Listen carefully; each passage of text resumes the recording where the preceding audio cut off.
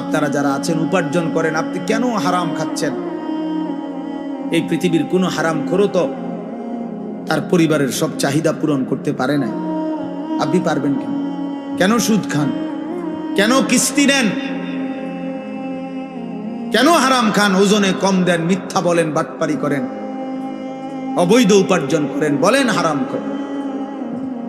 কই এই পর্যন্ত একটা নাফরমানের, একটা হারামখোরের প্রমাণ দেখান পৃথিবীতে যে উনি উনার জীবনের সব চাহিদা পূরণ করে গেছে? আছে কোথাও কেউ? আমরা তো সারা পৃথিবীর ইতিহাস আলহামদুলিল্লাহ বারবার পড়ছি। আমার জীবনে আমি সবচেয়ে বেশি যদি কিছু পড়ি আল্লাহর কোরআন রাসূলের সুন্নাহর পরে অন্য কোন বিষয় সবচেয়ে বেশি পড়ছি যদি বলা হয়, আমি ইতিহাস সবচেয়ে বেশি পড়ছি, এখনো পড়ি, আমার অভ্যাস এটা। এই পৃথিবীর ইতিহাস বারবার পড়ছি, কত রাজা, কত মহারাজা, কত গল্প,